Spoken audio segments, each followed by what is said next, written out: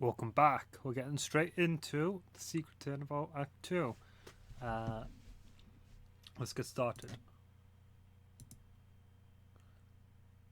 Loading complete. Thank you for choosing to play the secret Turnabout. As you can imagine, a murder in a courthouse was a pretty big deal. I mean, it's already happened one, two, three. I've lost count. The police were trying to expedite the case so that the public wouldn't notice what had happened until the situation could be dealt with. Meanwhile, Apollo, Trucy, and I were blissfully unaware of what was about to happen. To us, it was just an ordinary winter afternoon. I had no idea what I was in for that morning when I suddenly got a phone call. A phone call from an old friend. Larry Butts? Ladies and gentlemen, I now present my most fantastical trick of the night thus far. Feast your eyes on this, the amazing appearing Polly. As you can see, there is nothing behind me right now. However, once I raise this cape, he will mysteriously appear right before your eyes. Count with me, ladies and gentlemen. 1, 2, 3. Ah! Oh! What gives, Polly? We must have gone over this 100 times. You're supposed to appear on stage, not crash and burn. And you're still not supposed to scream at the top of your lungs. Gee, thanks for making sure I'm okay. What am I gonna do with you, Polly? How are we ever gonna be able to get ready for Saturday night if you won't follow the script? Look, what do you want from me? This wire is far too short for the office. Doesn't matter how many times I jump off the piano, the result is going to be the same. But that's why they say practice makes perfect. If you can't work out all the kinks, then you're practically begging for an accident. The way it stands, I'm already gearing up for an accident.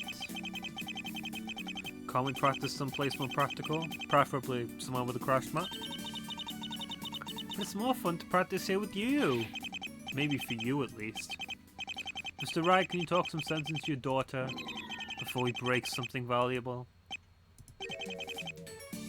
Mr. Wright. I see. That is a rather big problem. Oh, he's on the phone. My cherished attorney's badge. Just putting it on makes me feel ready. Future star magician in Phoenix Wright's daughter, fond of him, Mr. Hat Trick. A pianist who can't play a lick, formerly an ace defense attorney of some renown.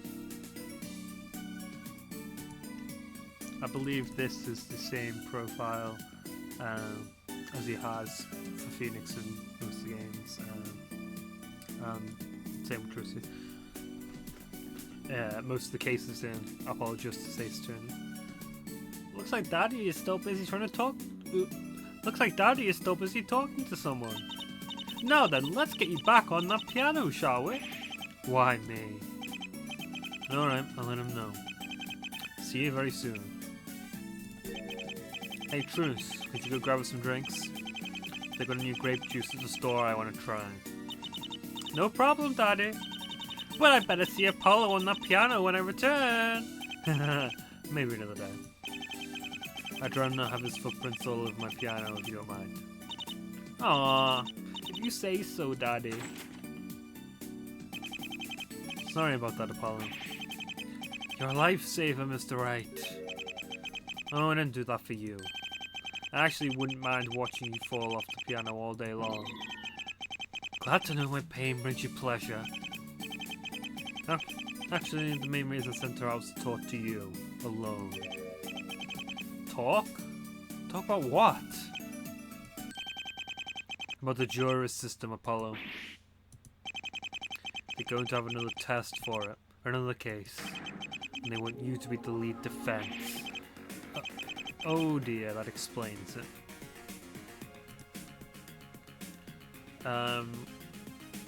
Here's the saves. Which I'd love to sit around and watch you present stuff all day, Apollo. We are in a bit of a time crunch here. The case is really that serious, huh? By all accounts, there'll be time to discuss these kinds of things later. For now, why don't you stay focused on the task at hand? My jeez. I don't think I've ever seen Mr. Wright so serious before. Do I suppose I can leave? No? You trapping me in here? What have I examined? That plant has been in the corner of the room since I've been working here. I think I've caught Mr. Wright talking to it on a few occasions. Charlie is an important piece of this place's history, Apollo. Right. I forget the plant has a name. We almost do our part to help Charlie grow strong and nurtured. After all, he does have seniority around here. I can't believe I'm losing out to a house plant. Every time I left that split box just seems to get messier and messier. I can see what you're looking at, Apollo. And based on that, I can probably also guess what you're thinking. It's true. This place could use a good cleaning up. He's too good at that. I'm thinking we need to have a day of the month where we get this place all shipshape. That way people aren't always confused by the cluster of items when they walk in. Sounds like an excuse to feed into his toilet cleaning obsession to me. I really should get around to reading some of these old case files someday. I'm sure you'll have plenty of time for that after this case. Still, there are some very interesting files in here. You should read the one about that time I cross-examined the parrot. That tells me more than I could ever want to know, actually. I remember back in the day, Maya and I would always make tea for people who went to our office. Seems like a good business practice if you ask me. Hence why we still keep around the tradition to this day. Though, our clientele has changed from what it used to be. Instead of people in a spot of legal trouble, now it's people wanting Trucy for a show. Out with the old and with the new, I guess. What exactly is the deal behind the spaghetti prop anyways? You know, I don't even remember at this point. I think it was something to do with one of Trucy's magic acts, but I'm not too sure. What kind of magic act requires a plate of floating spaghetti? A floating pasta chef act? Don't you have a case to be getting to? Thinking about it, I've seen a surprising amount of magic shows that use hula hoops as a prop. The hula hoop is surprisingly versatile. Or so I've been told. I wonder what that is. My guess would be there's something to do with this concept of misdirection. If you can draw the audience's eyes to where you want, you can make them overlook things. Things that might otherwise seem extremely obvious. Misdirection. Does that tie into this case at all? I don't know why Trucy bought Mr. Wright's blatant lie earlier. If he really did care about his piano, he'd take better care of it. I don't think I've actually heard him practice a single time I've been working here. Hey, I had to go with a believable excuse, alright? Believable? Huh. Picture of Trucy's real father, Shadi Enigma. What happened to him really is a shame. You say that despite him being the reason you lost your badge? No one should speak ill of the dead, Apollo. Whether or not he's responsible for what happened to me, he was still a human being. Besides, he gave me the joy of my life. I can't fault anyone for that. It's not often I get to see this side of Mr. Wright. I think that's about everything. Now let's talk about some other important stuff. What sort of case is this, Mr. Wright? And why isn't Trucy allowed to hear about it? I want you to know, Paul, this case is supposed to be of the utmost secrecy. Even I'm only allowed to know about it because the justice system is my baby. That must mean something really bad is happening. The case you're dealing with is a murder. Any specifics you can give me? Like the victim? I'm afraid I can't talk about it here. I'm sure the police can give you more information of the crime scene. Where is that exactly? Actually, it's a place you're quite familiar with. So, when you're ready, you can get headed down to the courthouse right away. I see. Wait, what? The courthouse is the scene of the crime? Yes. But why? It doesn't seem like it'll be the easiest place to kill someone. It probably isn't. Even so, that old building still holds a few secrets of its own. There are a few areas secluded enough to commit murder. Like a judge's chamber, for instance.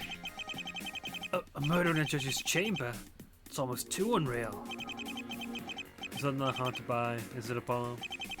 Judges are prone to human error, same as the rest of us. Is it so hard to believe they might also be tempted towards a dark path? Then, the defendant is a judge, Apollo. It's not the one I know, is it? Relax, Apollo. Old Udgy is just fine. To the surprise of many, I must say. Well, that's a Wait, what do you mean by that? The body was found in Udgy's chambers. However, he has a rock-solid alibi, which is why he's not a suspect. He was overseeing a trial at the time. He was overseeing a trial at the time of the murder.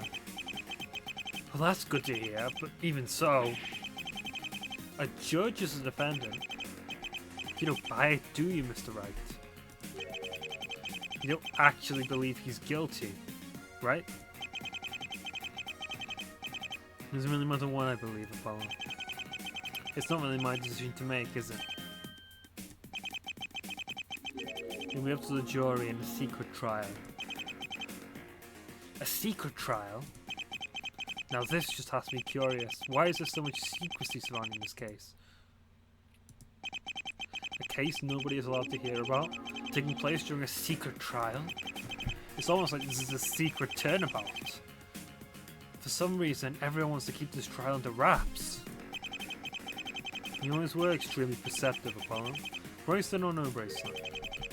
It all comes back to the defendant being a judge. There are concerns about the impartiality of the judiciary with this case. Yeah, that makes sense. I certainly wouldn't want to be judged by a co-worker if I were accused of crime. Just imagine Judge Trucy presiding over your trial. No, I think I'll pass. That is the main reason for the secrecy behind the case. That said, the victim was also a factor in deciding to make this a closed trial as well. The victim was also a factor? As I said, I can't say much here. What I will say is that he was a rather influential figure in the world of law.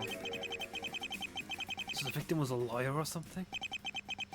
Well, this adds up to a case that we would very much like to keep on the down low. If word got out that the judge was being tried for murder, nobody may ever trust our courts ever again. Well, actually, one of the first crime cases that was ever made was a judge being put on trial. I won't say more than that, but go check it out. I don't know, it doesn't help me to tell you what the case is, but I'm sure you'll find it if you haven't already played it. Because it's famous. Nobody may ever trust our courts ever again. A bit melodramatic, don't you think? Right now, the only ones allowed to know about this case are the involved parties. Since Trucy isn't a lawyer, that means she's out of the picture. Does that mean you'll be the one by my side, Mr. Wright? No. Huh? It's my job right now to be beside the jurors and present their findings to the court. As I said, the jury system is my baby. Then that means you'll be flying solo for this one. Great, I'm screwed. Hey, don't worry. I'll still be watching from the jury room. This is one trial I wouldn't miss for the world. What do you mean by that? I suppose you'll find out soon, won't you? Great, more secrets. It's been a long time since I heard anything about the jury system. Indeed. My first since state first mission, right? I suppose you must be pretty curious about what's been going on since then. I have. What's the news? It's been through more testing, of course, and a few big changes. What kind of changes? We decided to take some inspiration from the great jury systems of the past.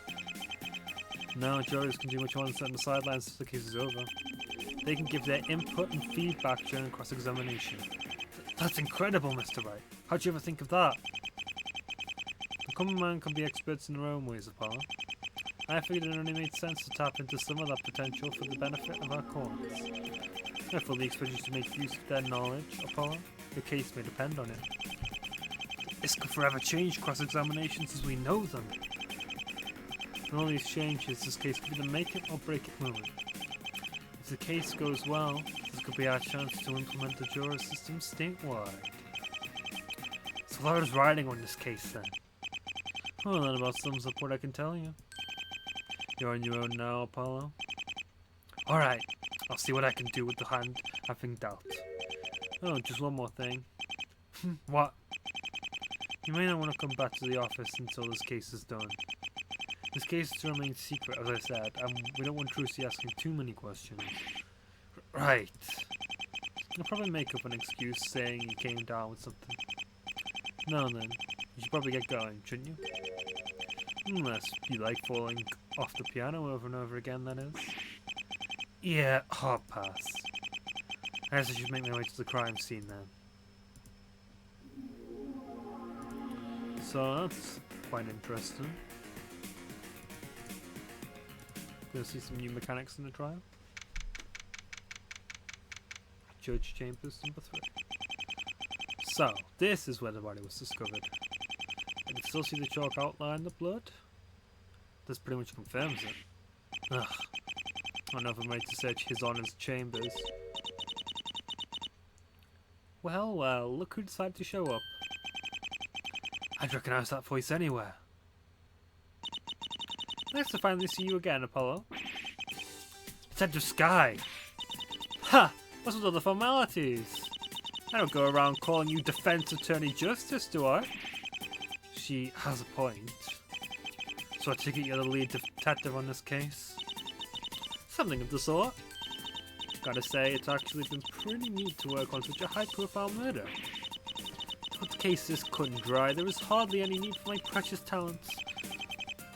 Precious talents? In forensic science? Well, I'm glad somebody here recognized my true calling. You kind of won't ever shut up about it. I've been top to bottom in this room with fingerprint powder and luminol. You wanna know what I found? Nothing. Nada. Zip. Zilch. No special fingerprints where they shouldn't be, or blood in unexpected locations. That is strange. It's almost like the crime scene is too clean. That's what I said. But I'm probably just overthinking things. The defendant is kind of an oaf. A simple crime for a simple man. Well, she doesn't seem to have a particularly high opinion of my client. Still, that doesn't stop him from commending me for noticing the oversimplistic crime scene. Good eye, detective. I knew you'd see what's wrong with the scene. And, who exactly is this him? So, I take it you want to have a good look around the scene? Well, I was kinda hoping to, yes. I've been instructed to be as unobstructive to your investigation as possible. Just don't mess anything up, okay? It seems unusually chipper today. I don't know whether to be thankful or uncomfortable. If you have any questions, feel free to ask. I'll be snacking in the corner, so you know where to find me. Alright, time to begin my investigation. Whoever did this better look out. Here comes justice. Should we present things to her first? You always have to go flashing your badge to everyone you see. I mean, it's kind of a silent rule when you're a defense attorney. If you're not proud of who you are, what's the point of being an attorney? Huh, fascinating. Well, you know I'm all about putting who you are out there. Even if some people refuse to notice. Hang in there, Emma. You'll make forensics team someday. So, how have things been going down at the Right Anything Agency? Oh, well, Mr. Wright's been cryptic and Trucy's making me jump off the piano. So, you know, the usual. Well, Mr. Wright's name has been cleared of the forgery charges. Has he talked at all about going back to the world of law? Not that I'm aware of. Oh, I see. Disappointment on her face is immeasurable, and her day is ruined. Well, give him a message, he'll always be welcome back as far as I'm concerned. Not that I have anything to do with lawyers. Oh, and tell Trucy I said hi. No special messages for me then. Had them obsessed with forensics? What do you make of yourself, Emma? Well, let's look at this scientifically. No unusual reactions from the luminol fingerprint testing seems to come up. you're not exactly the most unbiased person to be doing that check on yourself. So it doesn't seem like my talents are useful with this. I think you're on your own for this one. Pretty elaborate way of saying you don't care. About yourself?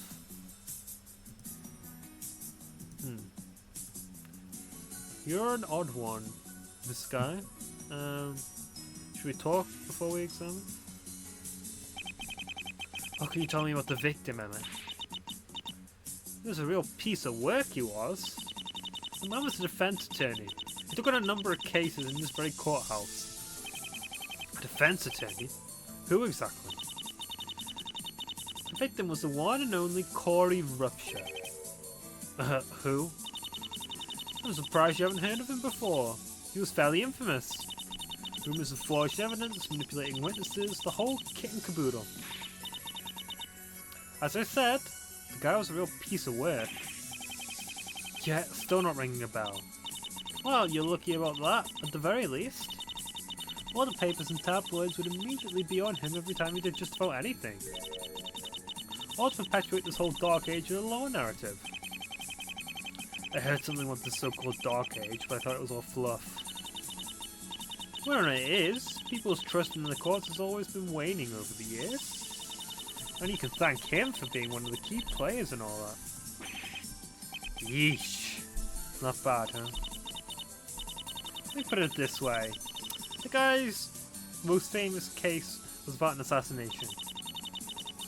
A kid's parents were killed right in front of him, and the kid was almost killed himself. The guy had the gall to say that the kid was faking his injuries and had his entire testimony revoked. Ugh, I can't even imagine doing something like that. I know they say not to speak ill of the dead, but for this guy, I'll make an exception. Yeah, I could tell by the way you've been bad-mouthing him the entire time I've been here. In any case, is there any news of an autopsy report? Heh, I thought you'd never ask. I've got a copy right here. I'll go over the basics for you. Corey Rupture died yesterday around 12 o'clock to 12:50 PM. The guy was killed with a rope, with signs of strangulation and bruises all over his body. It's clear there was some form of foul play at work. Here, I'll let you read the rest in your own time. Thanks, Emma. Death from wounds caused by rope, 12:30 to 12:50. Check for more details. Again, can't quite read this whole thing. But, I suppose I could copy and paste. I mean, the spinal fracture caused instantaneous death, but there are signs of pre-mortem strangulation. The victim has multiple bruises on his back and extremities and one large cranial bruise as well. So there's blunt force trauma. I'm not going to bother doing that now. It's assumed blunt force trauma. Yeah. That's got to be what it says. I don't think that'd be much more than that. There seems to be a scar on the victim's shoulder that was several years old. Medical records show he was shot and operated on in the past. That's weird. Like a reverse Manfred von Karma. I mean, he's the defense attorney for forged evidence as well. Does it say which shoulder? No. Not the right shoulder or the left shoulder. Corrupt defense attorney suspected of using forged evidence. So the murder weapon was a rope, you say? Yep, found around the guy's neck at the time of the discovery. Naturally, it matches up to the bruises found around his neck. Here's the rope in question. I see. Wait. Why is the end of it all frayed? Beats us, there's nothing in the room sharp enough to really cut the rope on. The best we can guess is the rope snapped at some point. I don't make a note of this. Murder weapon used in the crime found around the victim's neck, the end of it is frayed. Just one end of it. In any case, this is all I'm going to get out of Emma about this subject. The defendant then. The guy you called an oaf. So, this defendant, who exactly is he? You say he's a bit of an oaf, but I find it hard to believe he'd be a judge if he was. Polly, you don't even know the half of it. The defendant is Judge Hercule Eady. Hercule Eady. Can't say I've ever heard of him.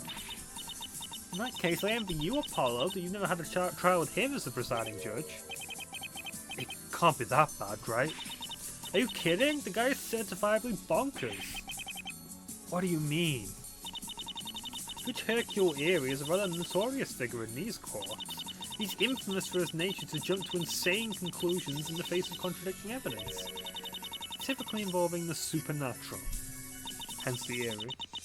The guy is superstitious to an absurd degree. Normative determinism does that to a person. Oh, I'm sure those are just rumours, right?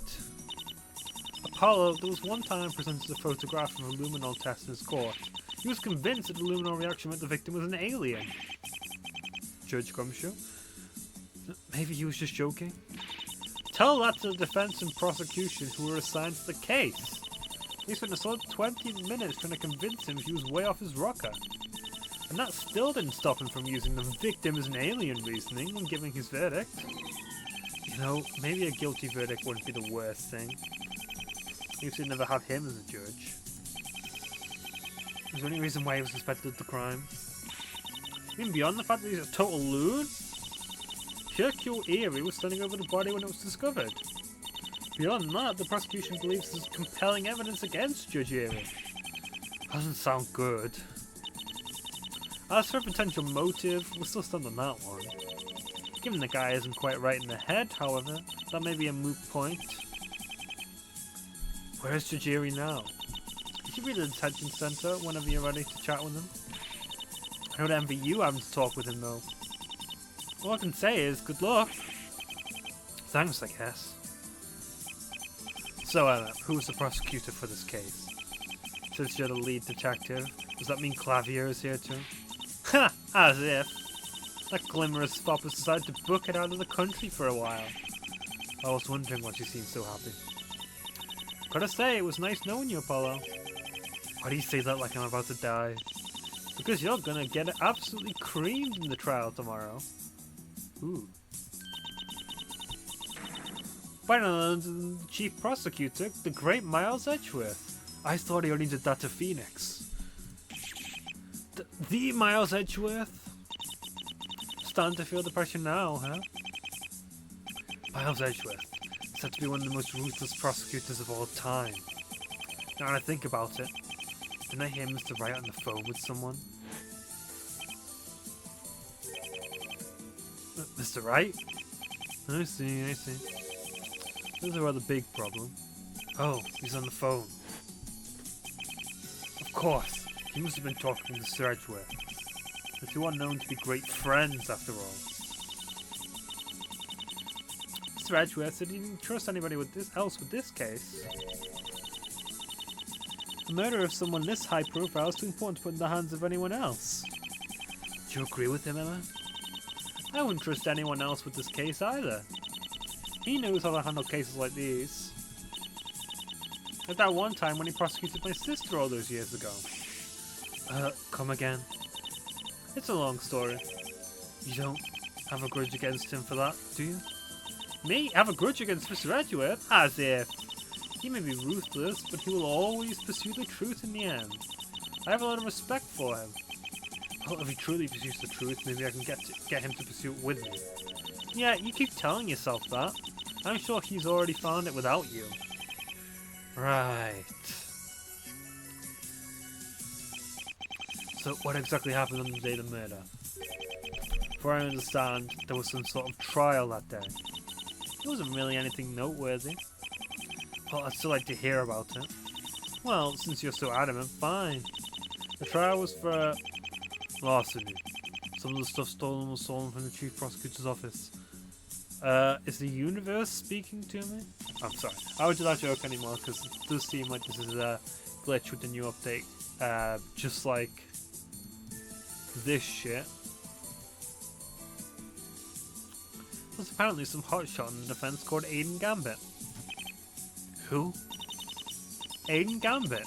Some sort of rising star in the world of law. For some reason, Gambit was starting to gain as much of a fan base as the glamorous Fop. Not sure how much longer that will last after this trial, though. That bad, huh? Let me put it like this. Make the stupidest decision a lawyer has ever made. just when things started to seem like they were going his way, he decided to bet his entire case on one single piece of evidence. I've had to do that a fair few times myself, but more out of desperation than confidence. So I take it that decision didn't go so well. He crashed and burned right at the last minute. If he wasn't so adamant about the fact that he needed only one piece of evidence, the kid might have stood a chance. Yeesh. That is pretty reckless. If you're not fine with your client getting convicted, you don't just take chances like that. Anyway, just when it seemed like everything was over, that's when it happened. A gigantic thunderous scream pierced the courtroom. The trial was suspended and the body was discovered not long after, with the defendant standing over the corpse.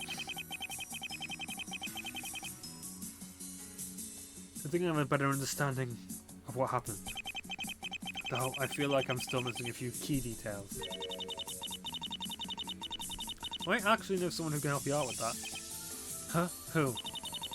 The judge who was in charge of the larceny case is still in this courthouse. So maybe you can ask him yourself for some details if you feel you're missing. His Honor? I've considered that I'd be able to question him as a witness at any point in my life. I believe I saw him wandering around courtroom number 3. I won't stop you from talking to him. Alright, time to see what His Honor really knows. So I can go to those 2 places now. Anything to say? Killed with a rope and then having his head bashed against the wall? The mysteries surrounding this guy's death just seem to pile on and on. Not to mention, the circumstances are a bit harrowing. Who could ever do something like this? Certainly not someone you want to get on bad enough. Do you think whoever did this has a grudge against the victim? It's hard to say. Corey Rups was a guy who made quite a lot of enemies during his career. The defendant, however, doesn't quite need the most compelling of motives. You know, since the guy is crazy and all. Good to know the prosecution is just going to try and gloss over that.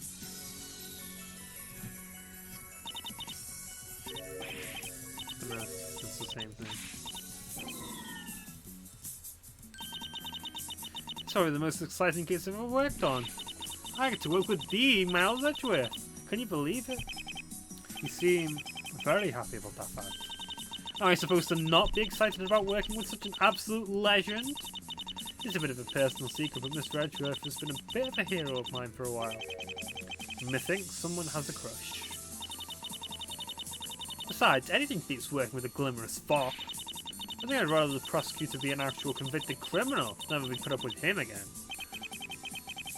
Well, it's a good thing you know. It's a shame you don't get to work with him.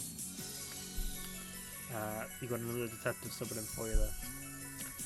How would that even work? In any case, you got a real uphill battle to contend with tomorrow, Apollo.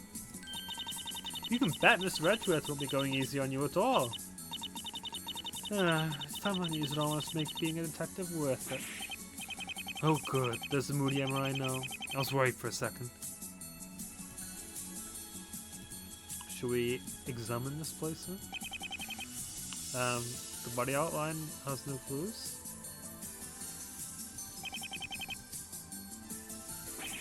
Oh, there we go.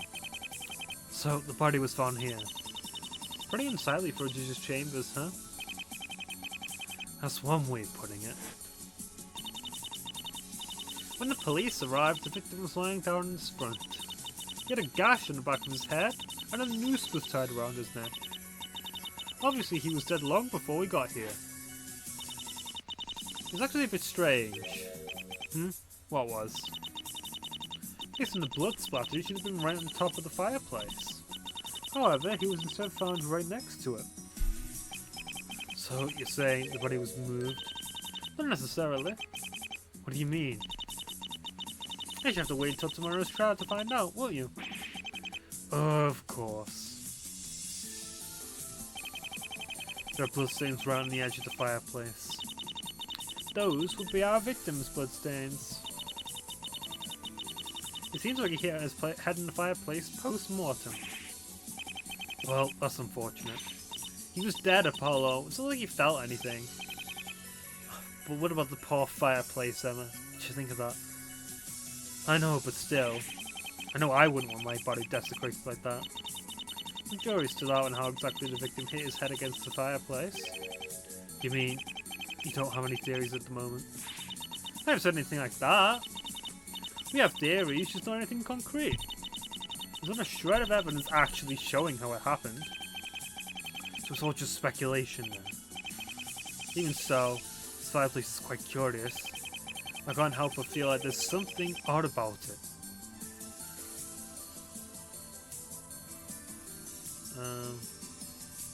The bloodstains do the same thing as the fireplace. This doesn't seem to do anything. His owner knows how to keep his desk clean and pristine, I see. His desk is so clean and shiny I can see my reflection in it. It's almost as reflective as your forehead, Apollo. Hey, Ref, call a timeout for that low blow. It seems his owner also has left his laptop on his desk too. I have to admit, him knowing how laptops work is kind of surprising to me. I always sort of imagined him as one of those old grandpas who doesn't understand technology. It's a computer, Emma. It's not rocket science. Besides, if there's anyone who fits that bill, it's more likely to be Mr. Wright. That old phone he has. Huh? This bookcase. Why is this bookcase ajar? Looks like it's leading into another room. Ah, finally noticed that, have you? Your eyes aren't fooling you, Apollo. I bet there is a secret passage. But why? What's the purpose? Typically, they're there in case of an emergency. See someone starts a fire or something. You'd want to have as many exits as possible, right? I guess I can't really argue with that, but why make it hidden? Because you don't want just anybody taking advantage of these passages. You should just make a lot of enemies. Say some maniac wants to break into their chambers. I'd want to keep passageways like these a secret too. Fair point. Though it doesn't exactly save you from disgruntled co-workers. In any case, all judges' chambers have a passageway like this one. Actually, it's believed this is how the defendant entered the room at the time of the crime. So the defendant entered through the secret passage? I should make a note of all this. Secret passage between Judge Erie's chambers and the crime scene. Hidden via a bookcase, all chambers have one. I wonder. Maybe we should get more information about this from someone else? That's probably one of the things I have to present to the judge. Or the defendant. But, why not? No.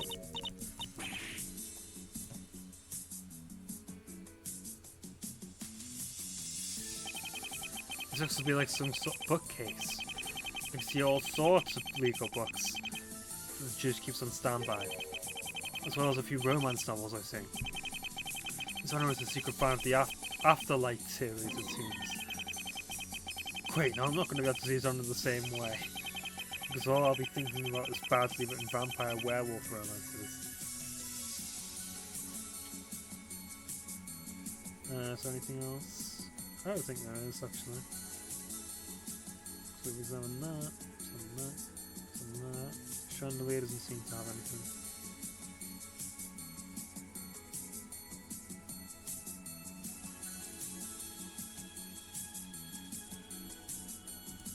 So we'll go to the detention center first. As much as I want to see Uji, I'm also kind of curious about this other judge.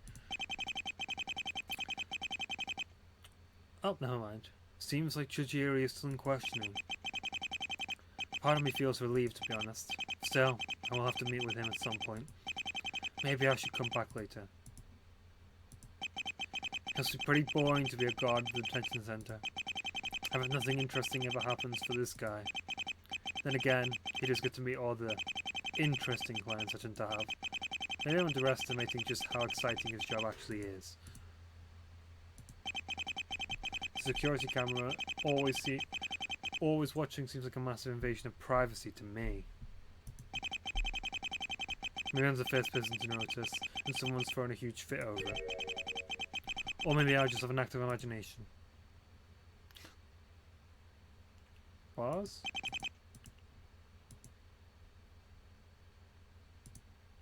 Yeah, I think that's everything there. So, I think we can go to courtroom number 3 now. January 17th, District Court, courtroom number 3.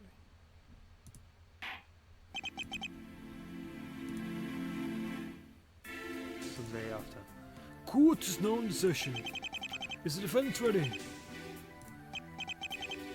Your Honor, nobody else is here. And I'm pretty sure we're not having a trial right now. You're absolutely right, Mr. Justice. My apologies. I would have to stay hard. Why exactly are you here when there's a trial scheduled, John? To be frank, Mr. Justice, I am feeling rather tired. I had a place to ruminate on the shocking events that took place yesterday. And for obvious reasons, my chambers are currently off limits. Seems like an empty courtroom would be your best bet. However, now that the question has been raised, I must ask, what are you doing here, Mr. Justice? Actually, I'm investigating the murder that took place yesterday. I've been chosen to represent the defendant in the upcoming trial. And I was hoping I could ask you a bit more about what you know. Very well then, Mr. Justice. The court will permit questions about yesterday's events. You may begin your cross-examination. Oh boy, this will be interesting. Oh. We can examine ourselves, technically. Nothing of interest here. Oh, you're not interesting upon? Well, actually, I think I just might have put the wrong place. Oh, no. That's the defense's bench, where I'm currently standing right now. To think that I've stood in this spot 4 times already. It really has been quite the journey getting this far, hasn't it? I wonder what the future has in store for me as I continue to return to this spot. Can't examine...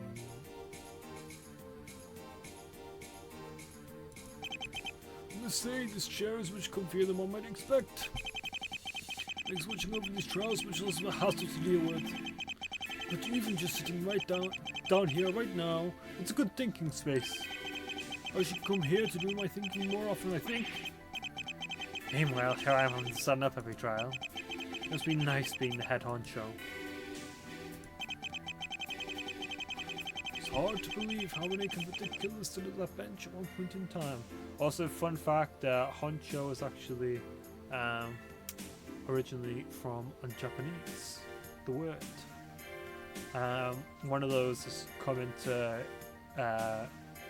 common use in English, but we don't automatically sort of recognize it as from Japanese. It's hard to believe how many convicted killers stood at that bench at one point in time. It's truly disturbing when you think about it. You know, he has a point. It's not all bad, however. Lawyers like Mr. Wright, Mr. Edgeworth, and Mr. Gavin have worked tirelessly to make sure the truth always comes forth in the end. Which Mr. Gavin are you talking about there? And of course, you, Mr. Justice. I had no idea that you had such a high opinion of me. Feels a bit lonely in here without a prosecutor near the bench. Wouldn't you say so, Your Honor? I must concur, Mr. Justice. Peaceful as this court is at the moment, I must confess that I do miss the excitement. It comes with the usual courtroom drama. Perhaps we can allow the prosecutor involved with the case to join our conversation? That's unnecessary, Your Honor. No need to open that kind of windows until tomorrow's trial. A shame. Perhaps one day you might reconsider your stance. No offense, Your Honor. I don't plan on making my visits to you outside of trials frequent. Ooh, damn. No. I think that's everything we can examine. Let's present evidence. Will the city take that? Attorney's badge, Mr. Justice. Who'd have thought that the day would come and I could flash my badge to the judge? That does take me back. I've heard places like Themis Legal Academy allow you to train to become a judge. But back in my day, you had to spend multiple years as a lawyer before you could be one. I actually spent nearly 2 decades at the defense bench until the day came. Then my robes and gavel finally came in the mail.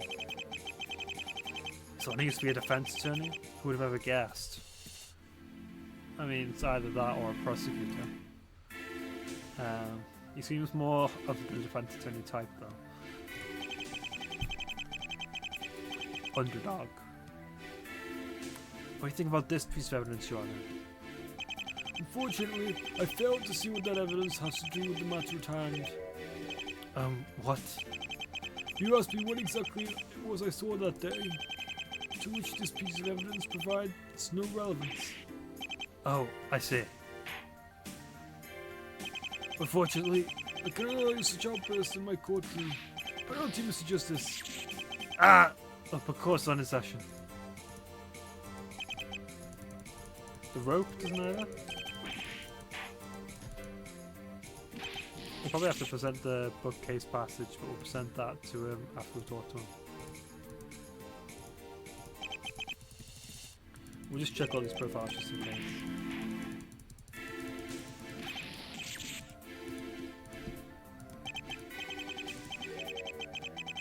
Before I understand something, we'll start that conversation again.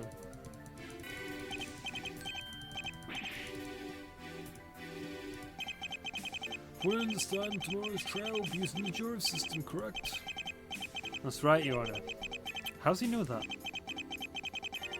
I've been told that Phoenix Wright, your mentor, will be heavily involved with this trial. Right again, Your Honor, even though he's hardly my mentor.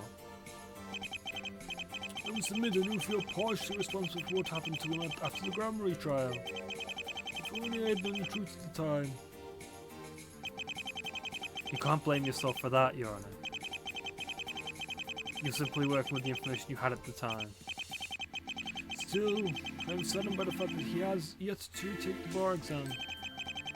But he was innocent of the crime he was accused of. I don't think my guilt would ever truly go away for what I did.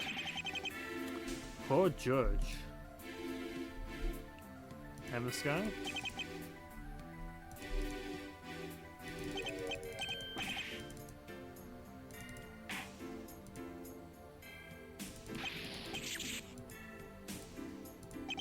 Oh, when did I present Emma again?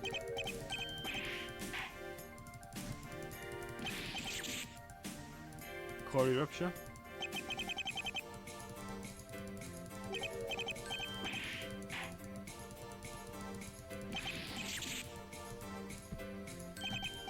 Ah yes, Mr. Edgeworth. You know, Mr. Justice, Mr. Edgeworth was actually a witness for the Larceny trial. You don't say. It's a small world after all. That was actually the reason he was one of the ones alongside me who discovered the scene. Actually, he's sad to take on the duty of being the prosecution tomorrow. Is that so? I would quite like to see that. It's a shame he's been on the bench for 7 years. I think that has something to do with that time he was under investigation from the PIC. The corruption in the prosecutor's office is simply too much. I must dedicate myself to scrubbing away the filth that clings always. Or at least I believe that's what he said. Since then, his focus has been mostly on outing corrupt authority figures. That's a story that you'll hear more about someday. Well, Paulo, you can go and play the City Investigations collection on Steam or Switch or other stuff. No, that's out. I haven't played it. I actually played the fan translation of Investigations 2, though.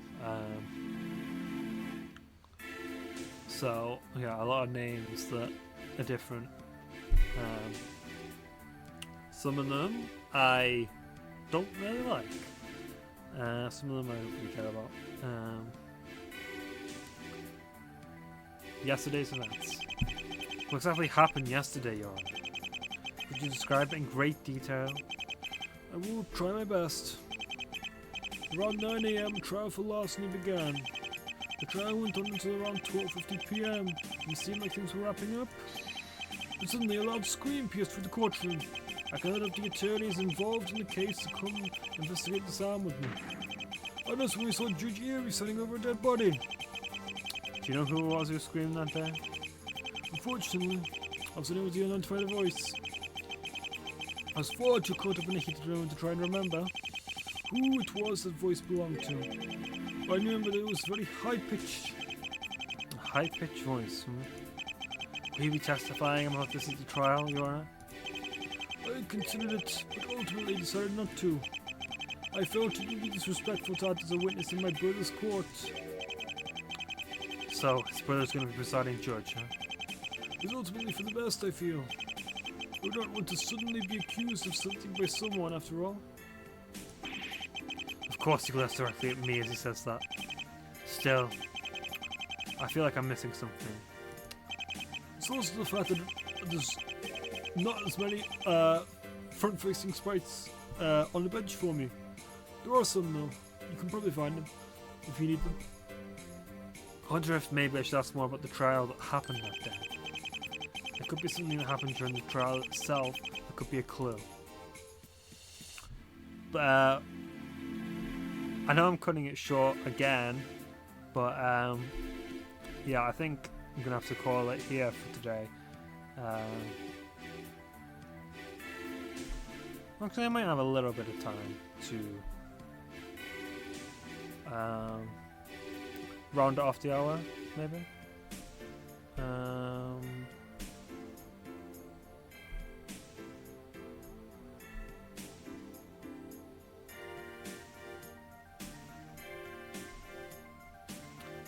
No, I think I'll just call it here. So, yeah, thanks for watching.